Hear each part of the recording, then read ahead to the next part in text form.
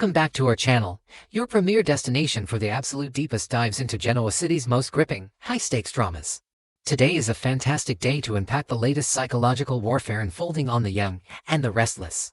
Grab your favorite beverage, find a comfortable spot, and settle in, because the Abbott family is taking no prisoners and the landscape of this town is shifting forever. The atmosphere inside the Genoa City Athletic Club is often one of refined elegance and quiet corporate maneuvering, but for Carl Abbott, it has recently transformed into a suffocating pressure cooker of anxiety and defensive rage.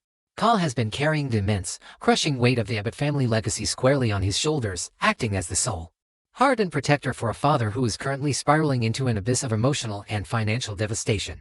Jack Abbott is a man broken by the ultimate betrayal, having been ruthlessly evicted from his own ancestral home by Diane Jenkins Abbott. In the wake of this catastrophic loss, Carl has mutated from a standard corporate heir into a fiercely guarded sentinel, completely unwilling to allow any further harm to come to his vulnerable father. He sits in the dining room of the GCC, nursing a drink and scanning the room with the hypervigilance of a soldier waiting for an ambush. Fully aware that Genoa City is currently swarming with predators looking to capitalize on the Abbott family's unprecedented moment of weakness, the ambush arrives not in the form of a corporate raider or a hostile takeover bid, but in the chaotic, unpredictable manifestation of Patty Williams. When Patty glides into the GCC, she is a striking vision that commands immediate attention. She looks undeniably beautiful, her appearance meticulously put together, radiating a polished charm that temporarily masks the severe, terrifying psychological instability lurking just beneath her flawless exterior. It is a haunting juxtaposition, the aesthetic perfection of a high society woman layered over a mind that operates like a ticking time bomb of delusions and historical violence. Carl watches her approach with a sinking feeling of absolute dread, his muscles tensing as he recognizes the familiar, unhinged glint in her eyes. He knows exactly who Patty Williams is, he knows the catastrophic damage she has inflicted upon his family in the past.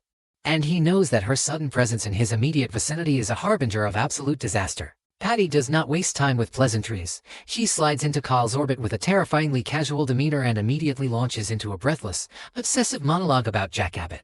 Her words flow in a disjointed, delusional stream of consciousness, painting a bizarre fantasy where she and Jack are destined soulmates, tragically kept apart by the cruel machinations of the world. She speaks of their inherent connection, weaving a narrative where they are meant for each other, bound by a profound love that transcends time and logic. Carl sits frozen, his stomach churning with a visceral mixture of disgust, profound exhaustion, and boiling anger. He absolutely refuses to sit and listen to these insane, obsessive comments about his father. Every word out of Patty's mouth feels like a violation of his family's dignity, a grotesque mockery of the genuine pain Jack is currently enduring. Carl's mind races, desperately trying to calculate the safest and most effective way to shut down this delusional tirade before it escalates into a public spectacle that the Abbott family simply cannot afford right now. Internally, Carl is fighting a massive battle to maintain his composure. He vividly remembers the horrific incident on the yacht, where Patty's chaotic intervention successfully shattered Jack and Diane's marriage at the manipulative behest of Victor Newman. Patty is not just a nuisance, she is a proven, highly dangerous weapon that has historically detonated within the Abbott family's most intimate spaces. Carl realizes with a chilling clarity that Patty's delusions are not harmless fantasies, they are the preliminary rumblings of a woman gearing up to insert herself back into Jack's fragile life. Jack is currently executing a highly volatile, incredibly dangerous nuclear option by faking a romance with Nikki Newman to drive Diane insane with jealousy. The absolute last thing Jack needs is a severely unstable stalker throwing a wrench into an already precarious psychological gamble. Carl knows that if he does not neutralize Patty Williams immediately, she will become the catalyst for his father's ultimate destruction. The situation rapidly deteriorates from uncomfortable in-person harassment to a full-blown, terrifying digital assault.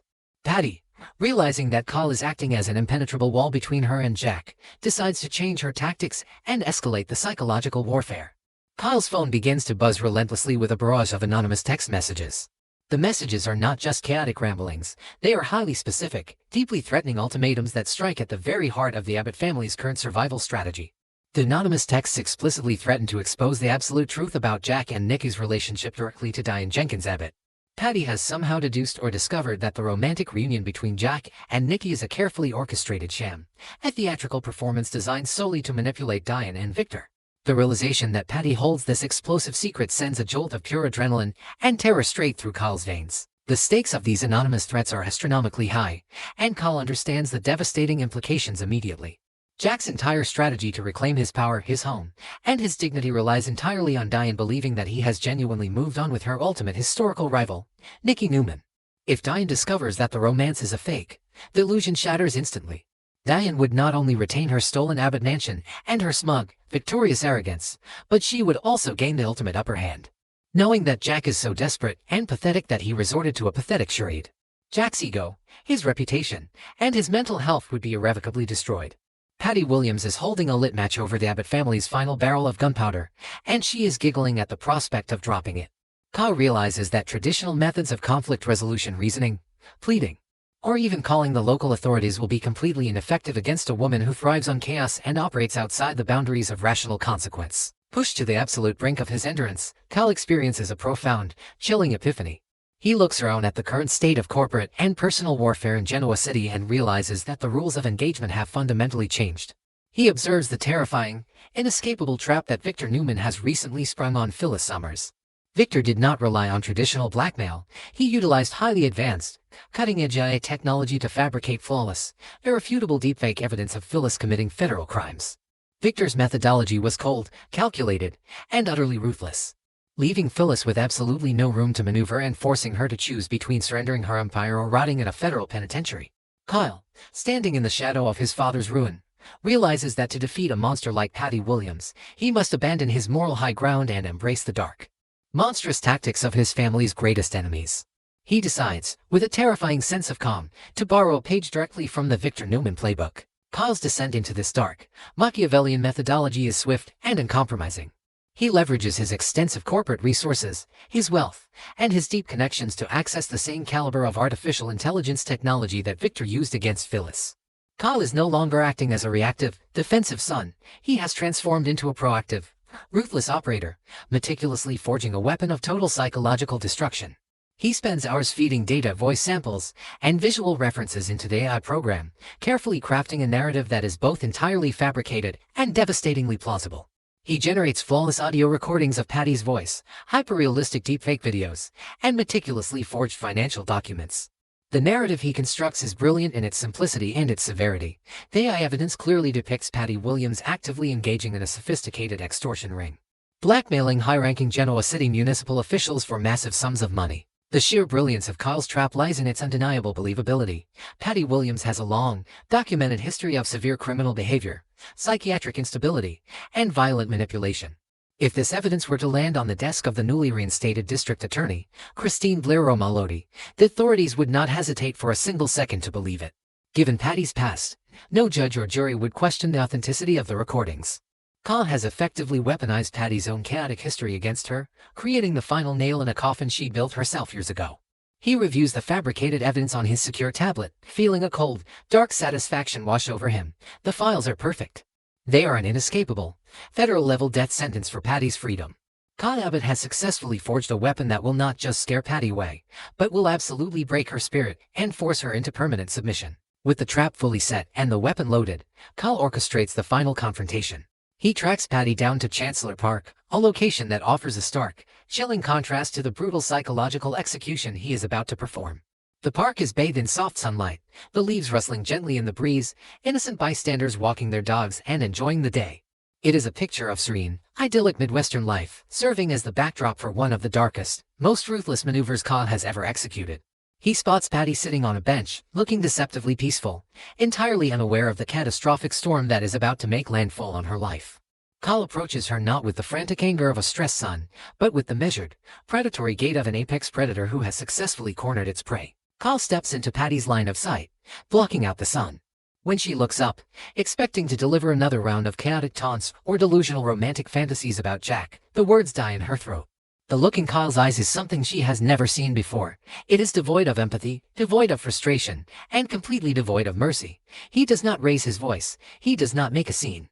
He simply sits down next to her on the bench, his posture rigid and commanding. He informs her, in a voice as cold and hard as glacial ice, that her reign of terror over the Abbott family ends today, and this exact moment, on this exact bench. Patty attempts to laugh it off, trying to deploy her usual chaotic deflection, but the sound is hollow and nervous. She can sense the profound, dangerous shift in the young man sitting beside her. Without breaking eye contact, Carl pulls the sleek tablet from his jacket and places it on the bench between them. He taps the screen, and the AI-generated nightmare begins to play. Patty watches in absolute, paralyzed horror as a flawless, hyper-realistic digital version of herself appears on the screen, engaging in a highly illegal, deeply incriminating conversation with a recognized city official. She hears her own voice, perfectly synthesized, demanding extortion money and making federal-level threats. She swipes through the forged bank statements and the fabricated email chains, her hands beginning to tremble violently. The realization of what she is looking at crashes over her like a tidal wave of pure terror. She has no memory of doing any of these things, but the evidence is so perfect, so incredibly damning, that she knows instantly that the truth no longer matters. Carl has framed her with absolute, terrifying perfection. Carl allows the silence to stretch, letting the sheer weight of the fabricated evidence crush whatever remaining defiance Patty holds. When he finally speaks, his voice is a low, lethal whisper that cuts straight to her core. He delivers the ultimate, non-negotiable ultimatum. He tells Patty that she has exactly two choices. Choice number 1, she returns to her hotel, packs her bags, and vanishes from Genoa City before the sun sets today, never to return, never to contact Jack, and never to speak the name Abbott again. Choice number 2, Carl hits a single button, transmitting the entire encrypted folder directly to the FBI field office and Doc Christine Romalotti. Carl makes it agonizingly clear that if she chooses the latter, there will be no psychiatric hold, no comfortable hospital stay, and no insanity plea. She will be prosecuted to the absolute fullest extent of the law using the Newman-grade evidence, and she will spend the rest of her natural life rotting in a maximum security federal penitentiary. The facade of the chaotic, amused provocateur completely shatters. Patty Williams, a woman who has terrorized Genoa City for decades with her unpredictable madness, is reduced to a trembling, terrified shell of herself. She looks at Carl not as the boy she once knew, but as a ruthless, terrifying corporate warlord who has successfully outmaneuvered her in the darkest possible way. The psychological dominance Carl exerts in this moment is absolute. Patty realizes that she has severely, fatally underestimated the new generation of the Abbott family. Carl has proven that he is willing to cross any moral line, break any law, and utilize the most sinister technology available to protect his bloodline. The sheer Tannheim insidiousness and quiet-won decisiveness of Carl's actions leave Patty with absolutely no counter-move. She is defeated, broken, and entirely at his mercy. As Patty scramblingly agrees to the terms, her eyes wide with genuine fear, Carl slowly retrieves his tablet and stands up, adjusting his suit jacket with a chilling nonchalance. He watches her practically run out of Chancellor Park, fleeing the city just as he commanded. This moment marks a monumental, irreversible evolution in the character of Carl Abbott. He has officially stepped out of the shadow of his father's traditional, often naive moral compass and embraced the dark, cutthroat realities of Genoa City's elite warfare. By successfully utilizing the same terrifying AI tactics as Victor Newman, Carl has signaled to the entire town that he is a formidable, highly dangerous opponent who will stop at nothing to secure his family's legacy. The Abbott family may be currently wounded, but Carl has just proven that they possess a new, incredibly lethal set of fangs, forever altering the balance of power in Genoa City.